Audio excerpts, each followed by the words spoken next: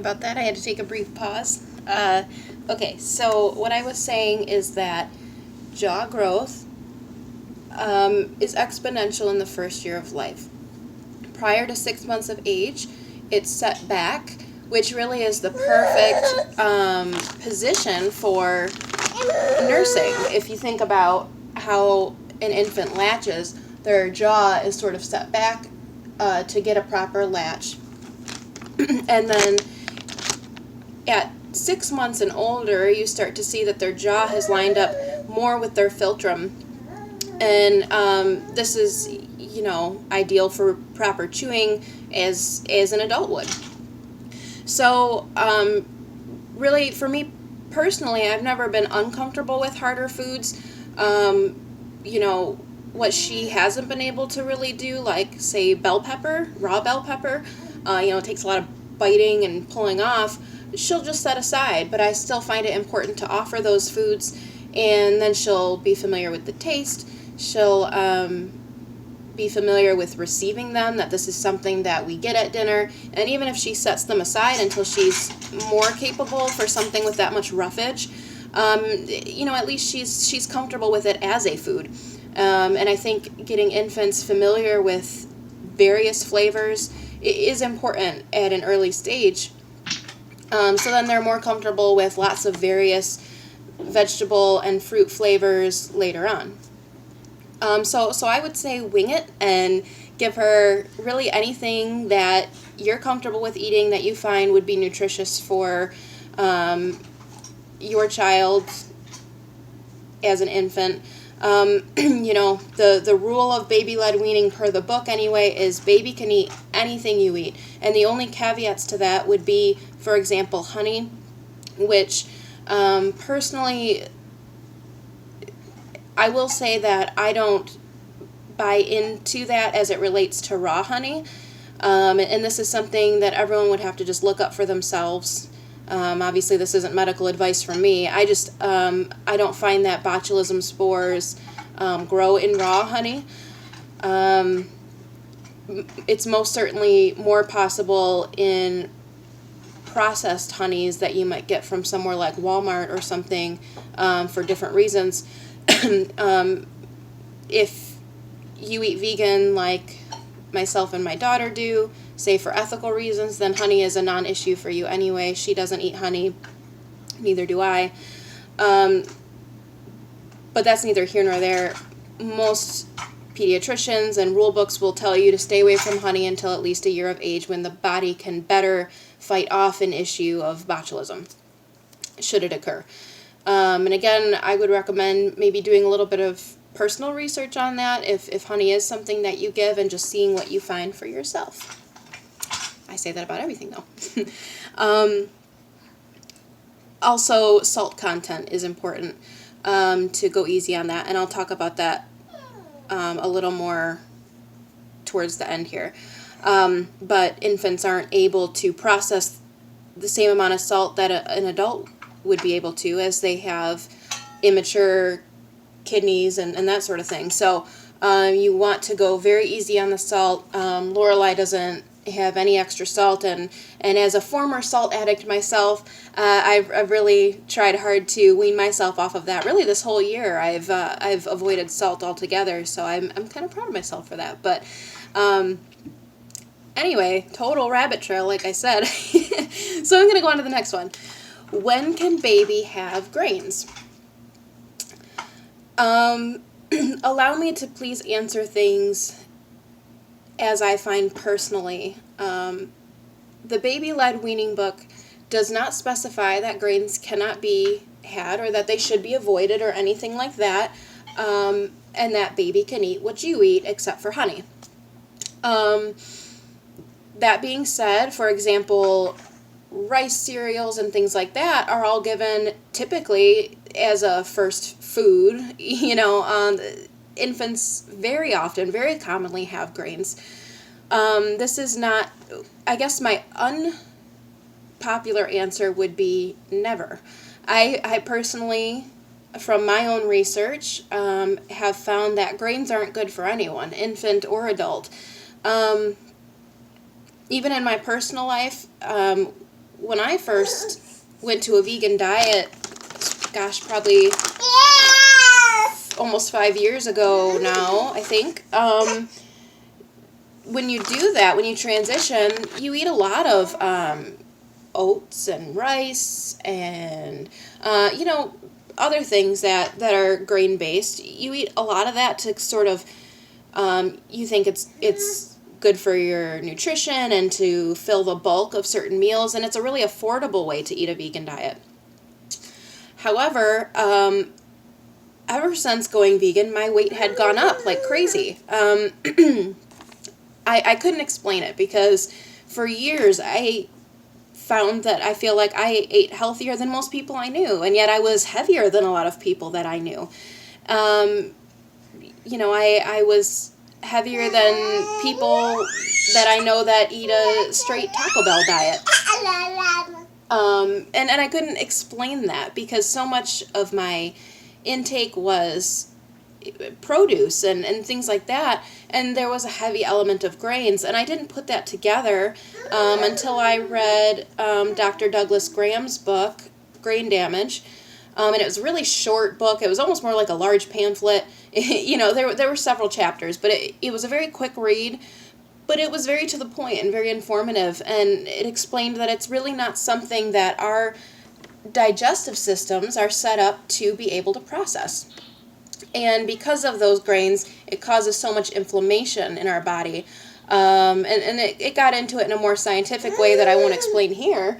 But I found that for us, it wasn't the best thing to eat at all.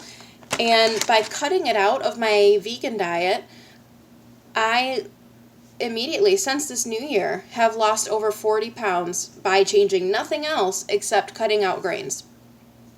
And that was huge for me because, for years I wondered, why do I have this excess weight? I can't explain it. And, it causes intestinal discomfort. It causes inflammation.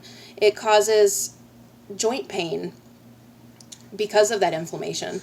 It causes a lot of things like irritable bowel syndrome and more.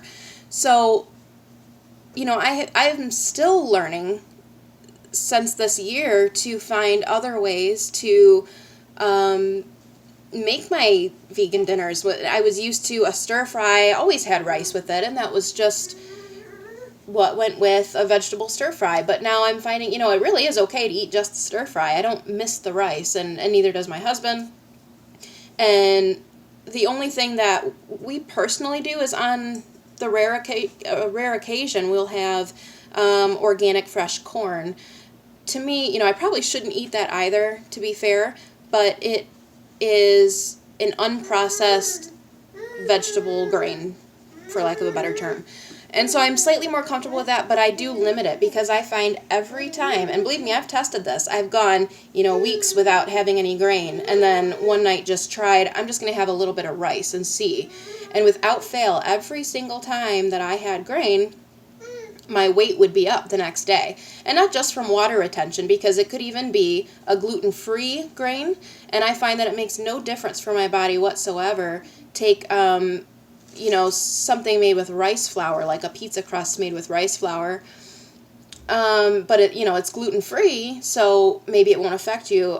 For me, my weight goes up regardless. If it's any form of grain, and really including corn, which is why I should avoid it altogether. But there are things like, raw tacos and things that I still occasionally will put that in just, as a treat, because to me it goes with tacos, But for me, so I would say the point being is that I find that grains should be eaten by no one, unless it's an income issue, to where I cannot eat ethically unless I can buy bulk rice and, that sort of thing. Then, that's different. You do what you have to do, and sometimes living in a way that aligns with you ethically is more important than living in a way that aligns with you just because of your weight. So it's really up to you to decide on that count which is more important to you? And do you have a lot of excess weight that you're concerned about? Do you have those digestive issues and that pain to be concerned about? And if not, and you really need to be able to afford your diet better, then, you can make that choice for yourself. Not everyone's going to be affected negatively by grains, but for me personally, an otherwise healthy, originally breastfed child, I still have those problems. I find that my body doesn't agree with it, and for years I thought it did. And you don't really notice it until you go off of grains for a long time, and then say you have something like rice or what have you, or even just something with flour, wheat flour, anything like that, pasta. You immediately notice it. Your stomach notices it. You feel ill. I felt quite nauseous after having, I forget what it was, but I had something with grain in it after being off it for a while, and I felt very not well. It taught me a lesson for sure, even beside just my weight being up the next day, and it takes me days to get that weight back off. So to me, it's really not worth it. So I would say look into that if you're interested. Look into what it does to the human body to eat these grains, especially processed grains, and find for yourself. I know there are other books out there, like I think Wheat Belly. I'm not sure if that one's the one by Dr. Perlmutter, David Perlmutter, I think. But there are others. If you're interested in looking it up, you can find some grain-free resources online, and even Facebook groups with grain-free recipes. So that being said, I say never. Others say, and this is something that if you want to eat grains, totally okay. I just want to add in that other people say that you should wait until at least 12 to 18 months of age because several reasons. The primary one being that an infant does not produce the appropriate amount of amylase needed. A digestive enzyme does not produce amylase that is needed to properly break down the amount of starch that they're eating from the grain. This can cause lots of irritation for them, even colic and things like that. And so it's something to consider. Outside of a timeline, like 12 to 18 months, some people say to wait until their molars come in. And I really don't know what the correlation is because babies' teeth come in at very varied times in their life. One baby to the next is going to get their teeth at completely different timelines. So I'm not sure how it relates, except that it's probably usually around that same month cycle, and so it might just be an easier way of saying it than 12 to 18 months. I'm not sure. But, and this is debatable. You can go online and look up when should a baby have grain or why should a baby avoid grain, things like that, and look at the different arguments yourself. But I would recommend at least looking because it's so common to give a baby as their first thing other than milk or formula to give them baby cereal and things like that when they don't really have the proper body mechanisms to be able to digest that and they get a lot of ill effects from it. So on to the baby cereal aspect of it. Besides this even being a grain, it really is just a baby junk food. Why pediatricians still recommend that they get this, I really don't understand. And a lot of parents are exhausted by the time their children are old enough to start receiving baby cereal, like in their bottles or whatever. I think it's often recommended around 3 to 5 months of age from pediatricians that are a bit out of their research timeline. And a lot of this is because parents are exhausted and they want their baby to start sleeping through the night and things like that. But it is natural for a especially breastfed baby to wake up several times in the night and I've been there and sometimes I'm still there where that's not what you want to hear when you're dead tired. But it is a natural biological process that breast milk is digested far faster, and so pediatricians recommend giving them this baby cereal, which is meant to bulk their stomach, help them sleep through the night. And while it sounds good in theory. It's an unnatural way of getting that done. And really, they're going to sleep through the night at some point. And, you're taking from them, you're putting in basically empty calories is what baby cereal is. It is a starch that it increases their insulin levels, and it works with glucose in such a way that they're basically not getting anything from it. When, for, say, calorie by calorie, they could be getting, say, breast milk or even formula and getting actual nutrients from their intake rather than these empty calories. We're setting them up for a risk of type 1 diabetes. We're setting them up, as it's 94% starch, for childhood obesity, because they're getting hooked on basically these cravings that they'll have for processed carbohydrates. As even as adults, we have to admit, it's true. It happens. It's real life that the more carbs you have, the more you want. I mean, Oprah and bread, So, another reason why they suggest having this baby cereal is because, baby needs iron and things like that. Especially in the first half of life, when already, they're recommending that you start this baby cereal. They're saying it's because baby needs iron. In that first 1 to 6 months, any iron that the child needs, they're getting directly from breast milk. And say you use formula is already fortified with iron nowadays. But to add more to it for the argument of iron, a lot of pediatricians don't realize or don't seem to understand that the child gets their iron through the mother. And this type of iron, which the baby cereal is fortified with, is not it's not the best way to get it, as it's not most bioavailable. For example, it's like taking folic acid as opposed to folate, and there is a difference there because the folate is the bioavailable form that you need to get what you need. So, uh-oh. Oh, go ahead. So, point being, if you want your infant to have iron, there are much better ways to get it, and it's not a good argument for why to take in baby cereal. If you really want them to sleep longer, those are other reasons. But remember that it's only temporary, that they're waking up for a biological reason, that they need to nurse, and they might be going through a growth spurt. They might, be starting to up your supply for a future growth spurt, and so they, begin to wake up to get more. They might need those calories because, say, they're a distracted sort of baby during the day, and nighttime is when they focus on their system. But when they start eating solids, this really often gets a lot better, because after about 9 months, they start to realize that these foods aren't just for play and can fill their tummies, and so they begin to eat more.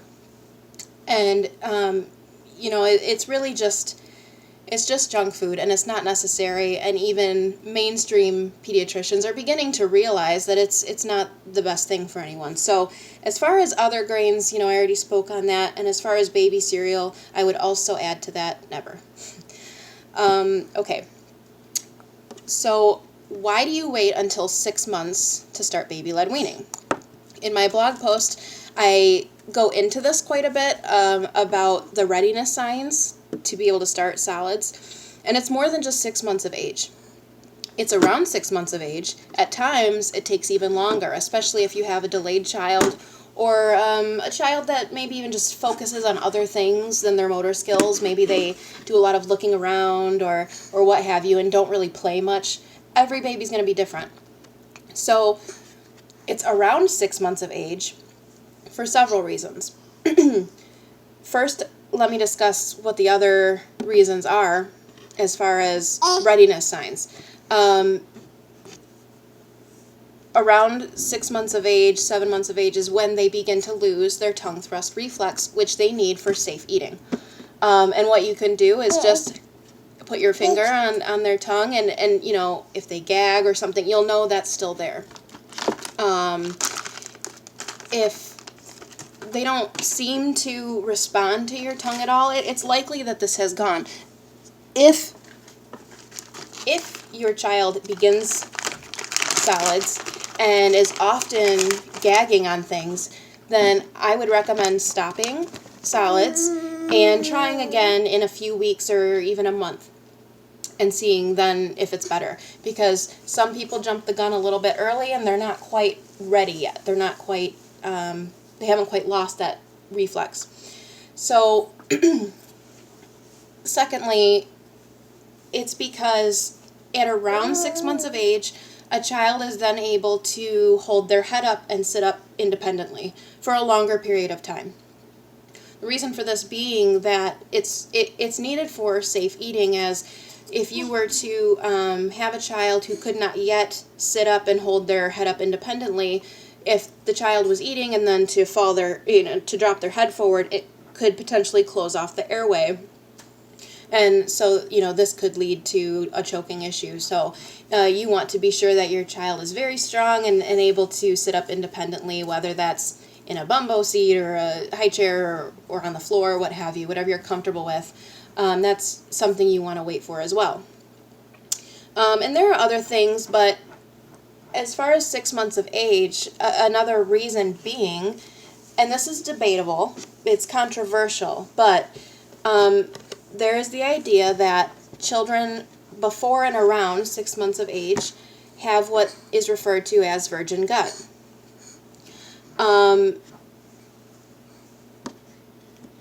There are other things in play, like, a child should be able to want to grab that food on their own and put it to their mouth and things like that.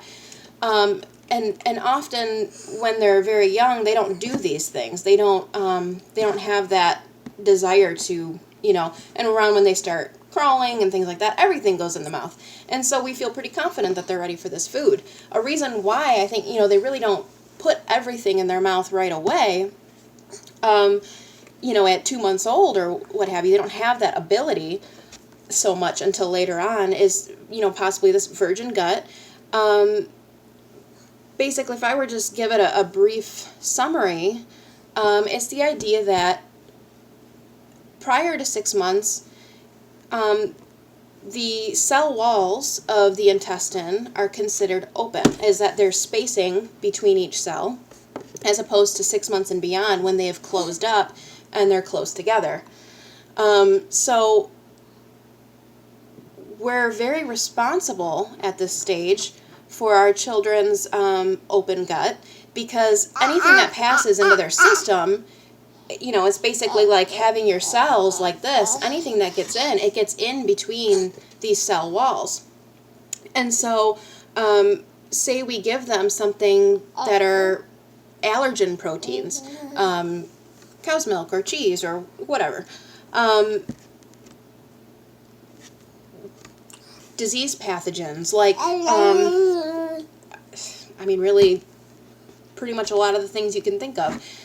Anything that could have chemicals or carcinogens, or, a lot of our packaged foods have these things. And I'm not necessarily even talking about bleach and Lysol. I'm talking about, take things that have preservatives and benzoates and things like that.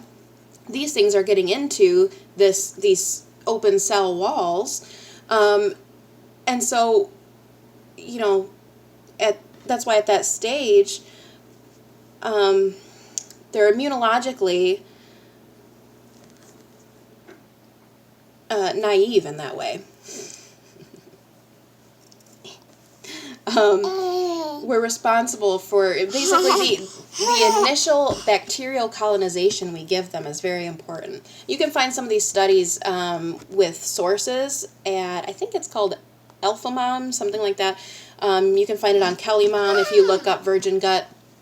And you can find actual scientific sources on these things and decide for yourself. The general medical community, has not subscribe to any of these results per se. You're not going to hear a pediatrician really discuss these things.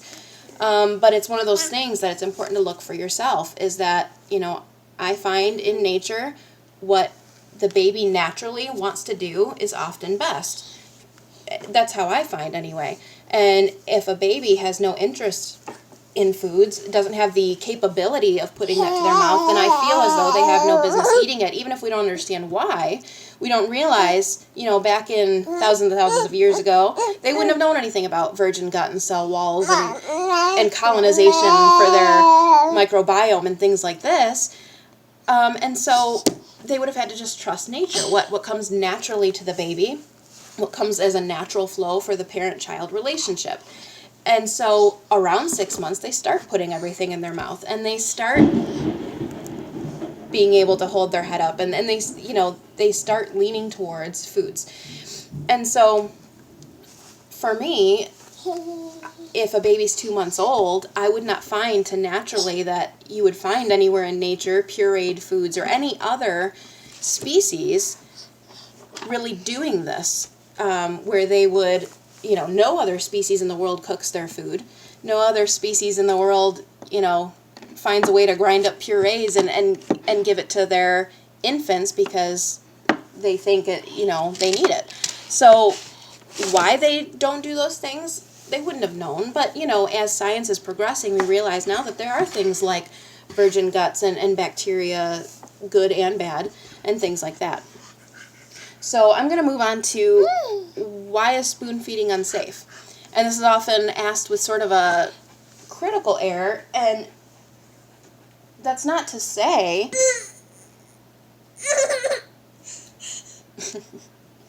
honey, can you go play for a minute, please? I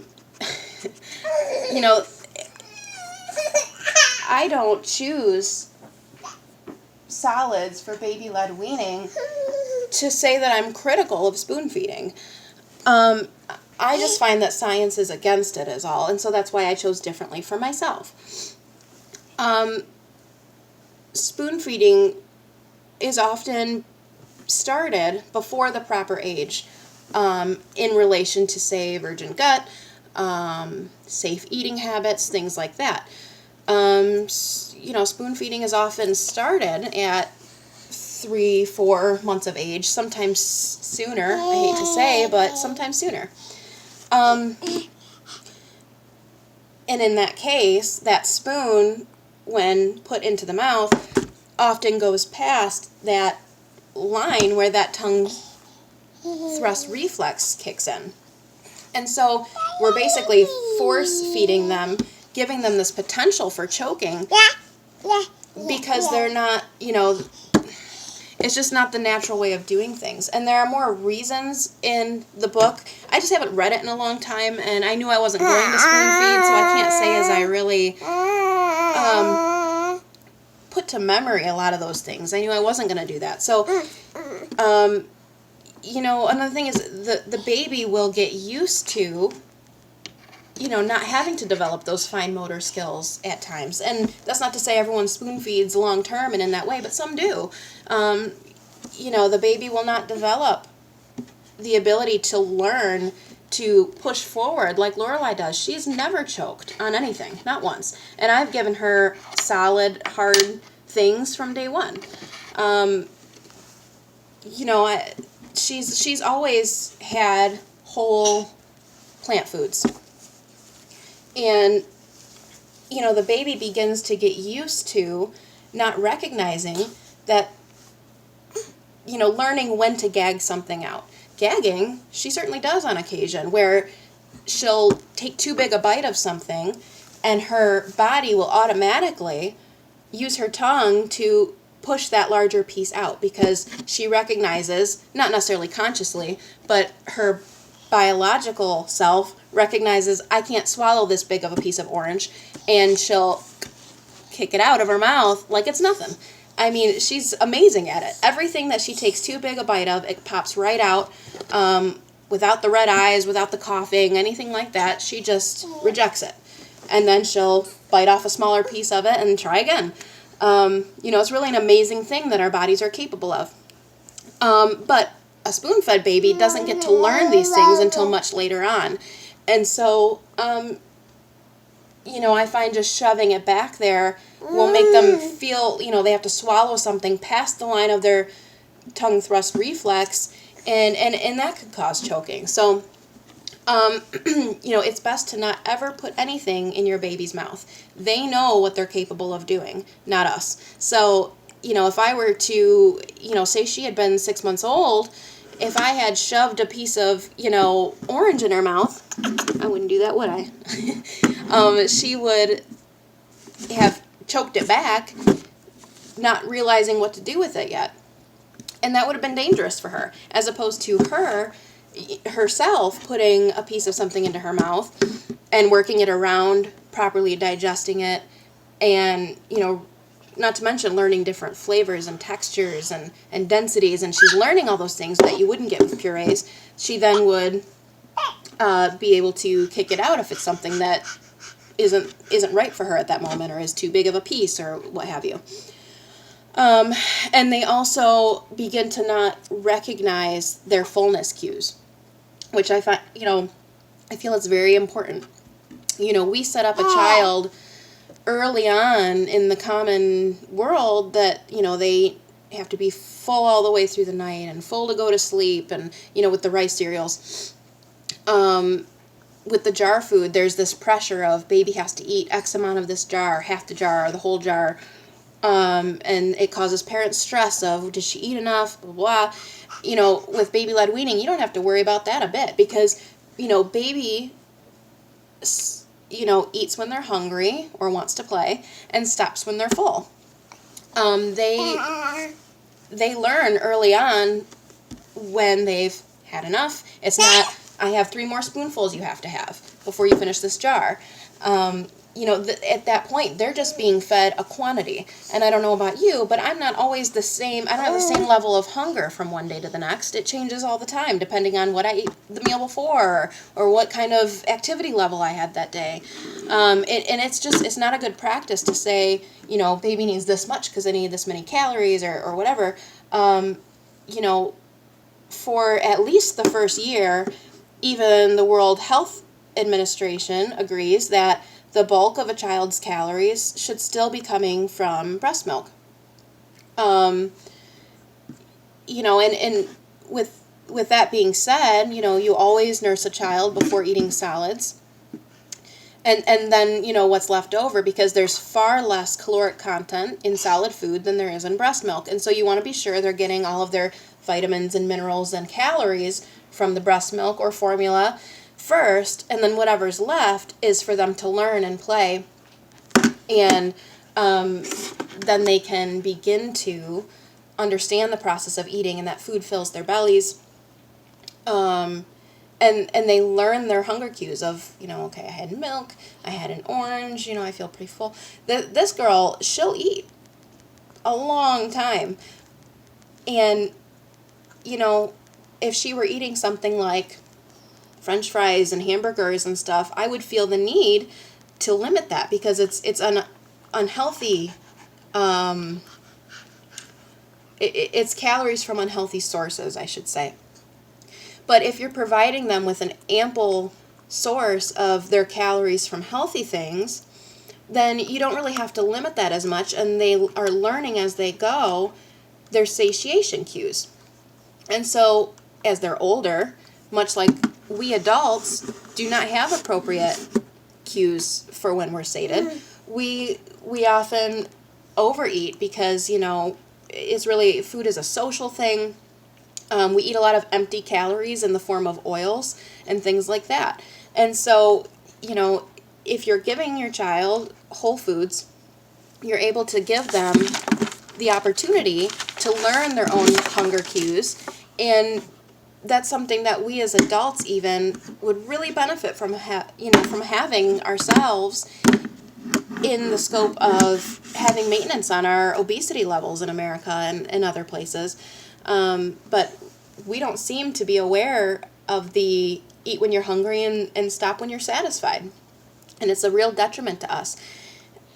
So, that's something worth avoiding that spoon feeding doesn't offer. Okay, so a question, it's more or less the final question that I have seen or, received from a friend or two is what would you give your baby as a first food? So, first of all, the baby-led weaning stance. And again, my stance is sometimes a little different. But I will say, hold on.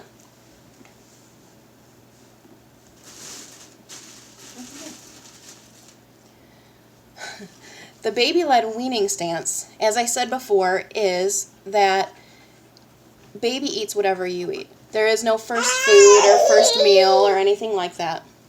That on the day that they meet all their readiness cues, they're 6.5 months and sitting up like a champ and put their hand to their mouth and hold their head up high and things like that. On the day that happens, you're having mastacholi, give your baby that. That baby eats whatever you eat. There's no need to have different foods or separate foods. That's the rule as far as what Jill Rapley has talked about. And I've seen that work for many, many families, and I think, that's great that, baby gets used to adult foods, you go out to eat, and you don't have to order off a kid's menu, which is a garbage menu of chicken nuggets and french fries and cheeseburgers and peanut butter and jellies, grilled cheese. It's garbage. And so, they can eat adult foods.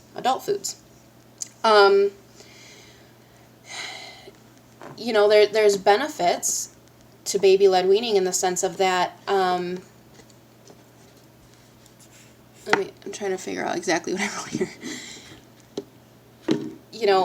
We eat cleaner because our baby wants to eat what we're eating. And often a baby's first food is, the parent realizes the child's ready because they're just minding their business one day, eating their lunch, and baby grabs a, hunk off their plate and puts it in their mouth. And I guess that's the most natural way of telling that a baby wants to start eating solids. And often, of course, when they first start, they're only playing.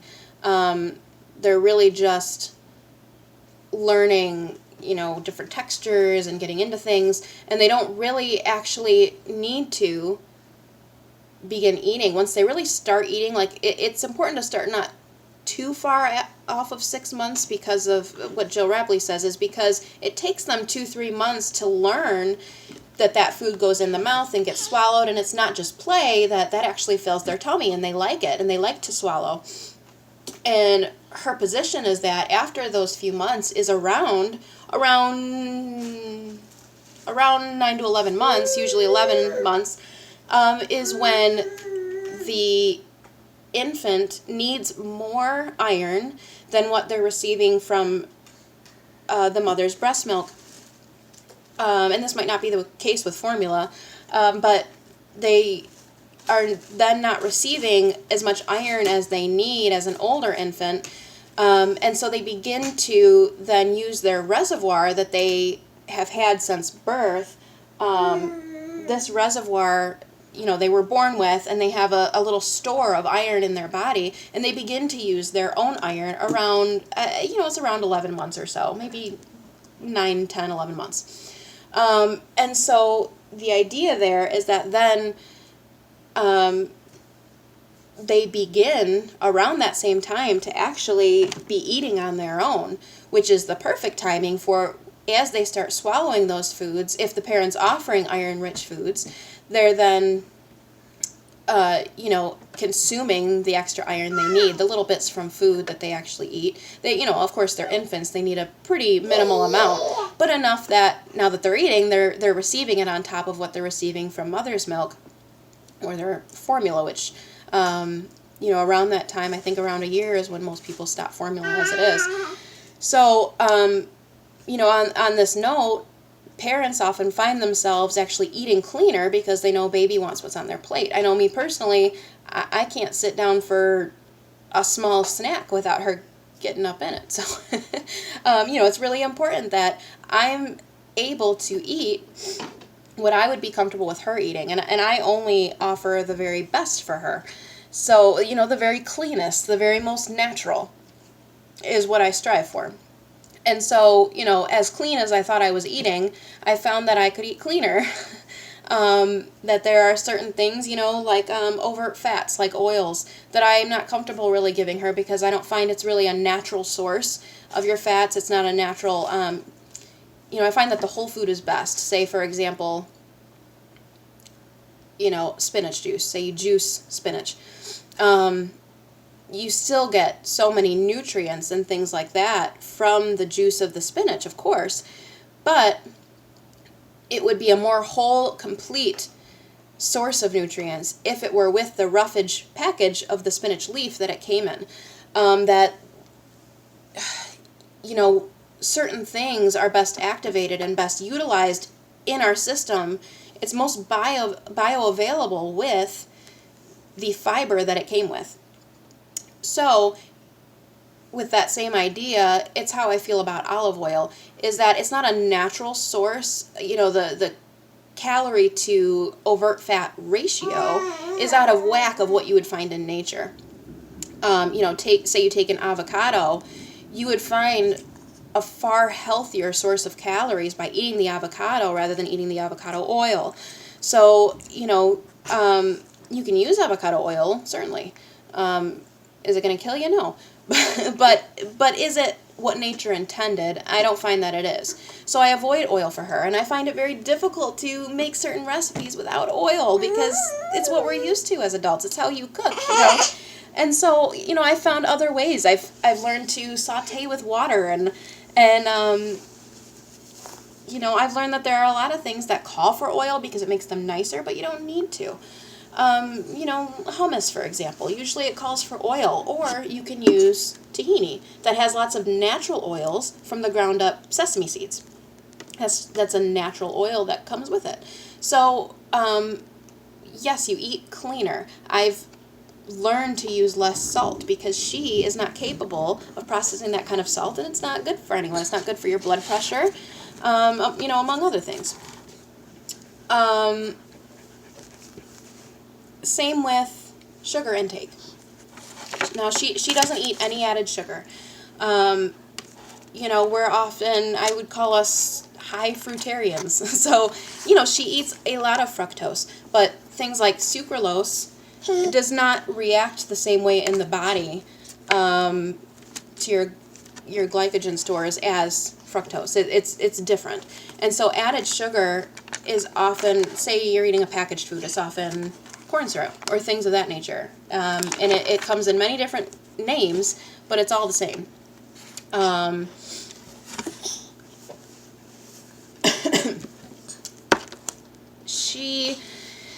She has had, I was trying out desserts once for her birthday. I was making some raw desserts, and something worth looking into is xylitol.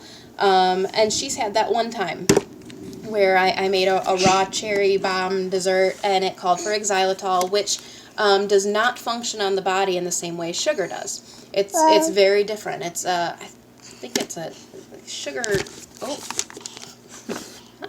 Oh, okay. Anyway, I won't get into that, but xylitol is something that you could use in a toothpaste for a natural sweetener. And I've even transitioned to using xylitol if I need a little for something. But for her, personally, she doesn't eat sugars, and so that's really stopped me from eating sugar. We eat a lot of fruit.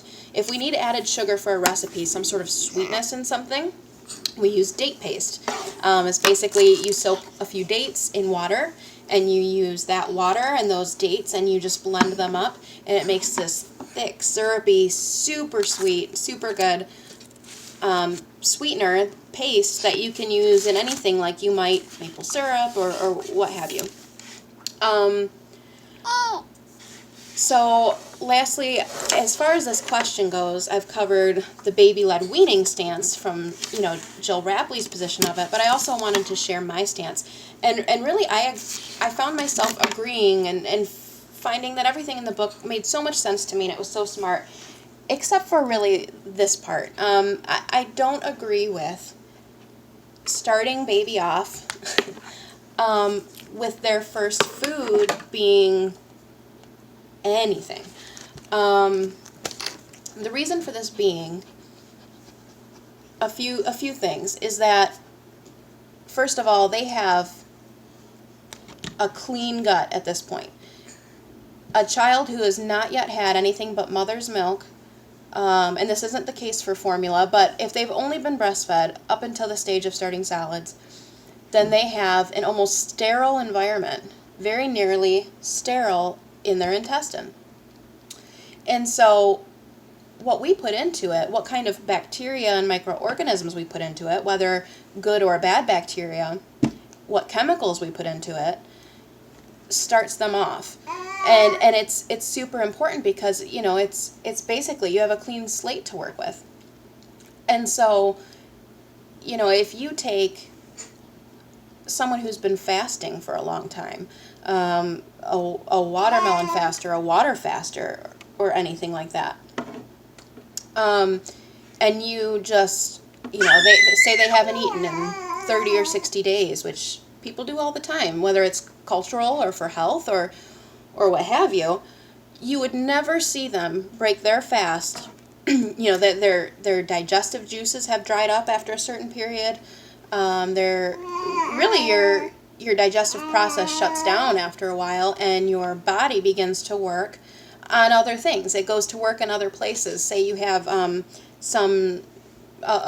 little cyst in your tissue. Often people that fast for a long period of time find that those cysts have disappeared because your body uses its energy in other places because you're no longer requiring that energy to be used for the digestive process, which really takes most of our energy throughout the day as a general rule. So, you know, when you're fasting, you open up, you know, all these other things your body's able to do. So say, take a fasting person. It would never be recommended, even by a mainstream doctor, to ever break a fast with mastacholi or with steak and green beans. This would be detrimental to someone's health. So, for me, I find it very contradictory to consider the sterility, the near sterility of the virgin gut, and then to say, but it's okay to dump anything you want into it. And maybe this is simply because I subscribe to the health benefits of simple eating and monomeals. Monomeals being, you know, for as much as you can, a meal a day even, you know, take your breakfast. I try to eat, often for breakfast, I'll eat one kind of thing. It's best for digestion, whether you're monomealing or not, to not mix a whole bunch of different sorts of foods. So, for breakfast, I'll often eat 4 oranges or something. And your body only has to focus on one type of thing. So, a reason for, what's the term I want to look for? A reason for proper food combining, which I'm not real religious about, but a reason for it is because, say you have, let's think of something that digests quickly. Chinese food. Say you have Chinese food that digests very quickly. Noodles, carbs, there you go. We'll say you ate noodles, and then you ate that, and that's the first thing in your stomach. And then say you ate melon, which takes much longer to digest than a starch like that. That melon is going to sit in the stomach around all those enzymes, not able, let me have that backwards. Yeah. Say the melon went in first, and then something that goes very quickly. Basically, it wouldn't be able to digest as quickly as the other. And so it's going to be putting off all these gases. You're going to have, for lack of a better term, you're going to have flatulence. You're going to have a stomach ache. You're going to, all these things happen with poor food combining, which is just incredibly common as the way typical people eat. We'll have a fruit salad with a pasta dish, or We'll have a grain pizza with, potato fries or whatever. This is just the way people eat. But for an infant who doesn't have those sort of tolerances, and really we don't either, but we just don't often notice how much damage it's doing until we have pain and chronic disease, it's really just not the best way of doing it. So I wouldn't personally dump anything, especially things she's never had, into her body, having never had those things before. So, thanks. So her first food was banana. It wasn't mashed. It wasn't sliced. I pulled down the peel and left the peel part for her to hold, and had the outer rim of the first fifth of it or so peeled off so she could hold it and eat it kind of like an ice cream cone. After that, it was avocado, and not because I'm separating baby food from adult food, but because even I prefer to eat that way sometimes. I find that the simpler, the better for our health. And this is, a lot of people will give a first food without that reason. They'll do a first food because they think it's all baby can handle. This isn't at all the case. Baby can handle, a leg of chicken if you want to give it to him to gnaw on. It doesn't have to be a baby first food. But the reason I'm giving that as a baby first food is because I don't agree with starting off a 6-month fast, if you know what I mean, their whole lives, of a perfect sterile gut with oil, grease, and chemicals. So, say on these days she eats, oranges for breakfast, so do I. If she's eating simply, it's not because it's what she's capable of. She is capable of it, but she's capable of more. She could mow down on a steak if I gave it to her. Of course, that's not what we're going to give her. But, now that she is no longer in that stage and she's built up her microbiome to healthy bacteria and a good gut flora, I find that means that, with that good gut bacteria, she'd be now more capable of trying different things. And now she eats all the things. She has, often still very simple dinners. Sometimes it's just tomatoes and Brussels sprouts with tahini on top, and it's simple. But regardless, that's not because she's a baby. It's because it's the healthiest way to eat for your body. Your body will see, okay, she has sweet potato for dinner. It only has to work on one type of digestion. There's nothing going to be fermenting in your stomach because you ate something else on top of it. As opposed to take a regular meat lasagna. You've got meat, you've got pasta, you've got the acid from the tomatoes, probably canned. You've got the cheese, which, those, that casein protein. And then you've got the meat protein. You've got the starch from the pasta. Now, and all the chemicals that go into those things. It's like asking for a tsunami in your intestines, and maybe you don't notice it. But, if you ate more simply for a while, eat simple basic meals, mono meals, or just a few different things on your plate of a similar variety, you can look up food combining.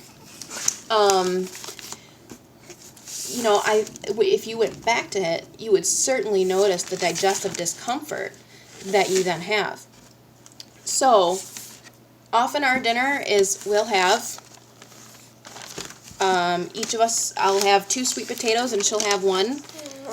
I'll have, broccoli as a side, and we drink water. Think of, often with these kind of mess of meals that people eat, they then dump, 1 or 2 glasses at least of chemical soda on top of it, and all that effervescence and the bubbling and the chemicals and, gosh. Anyway, So that's my tirade on that bit. Consider a simple diet. They can eat anything you eat if you so choose. Absolutely. They're capable. They have those fine motor skills, or if they're just starting out, they soon will. They're going to play in it and mush it and get it in their hair, and it'll be delightful. And then soon after, they'll then learn how to pick things up, how to get it to their mouth, how to move it around their mouth appropriately, how to then swallow that and realize, hey, I feel pretty full. She gets in a great mood after she eats. She feels full and satisfied, and I think that's great. She loves to eat. Or, you could consider to maybe try going easy on their perfect little brand new tummies. And, realize that, we don't want to cause digestive issues with them. We as adults even get stomach aches for a lot of the things we eat. For me, I always, I had horrible gallbladder pain whenever I'd eat something very greasy or something very citrusy. Like when I was a teenager, I used to drink orange pop. So every time I had orange pop, I'd have this horrible pain. But I kept drinking it anyway. And, I've long since stopped drinking that, and I don't have those pains anymore. But, if I used to eat pizza, like a regular greasy traditional pizza as a teenager, it was always, oh, goodness, the Tums would call to me very quickly, And there's a reason for those things, but often we just don't think twice about it. I mean, everyone's got jokes about Taco Bell and Hot Pockets and what they do to you because it's the truth. Oily and greasy foods just aren't the best for anyone, let alone the mixture that they all come with of, what's in them. So that's basically it. If there are more questions, I'd be happy to do a maybe even shorter part 2 of a Q&A. There are more questions I can think of, but this was the gist. Hopefully I answered it without too many rabbit trails. I feel like I did because I was kind of hoping Baby would play a little while I did this, but that wasn't the case. So hopefully this answered some questions, and if there's any more, I'd be happy to talk about it. I'm always still learning too. Never stop learning, right? There's always some new information. None of us will ever have it all figured out. So hopefully what I've found so far is helpful to someone who hasn't found at least these things yet. And if you have any information you can share with me, I'd love to hear it. So thank you for watching this if you've made it all the way through. And I appreciate all the love and support I've gotten on my page so far. And again, I will link the blog post down in the description below. Thanks, y'all.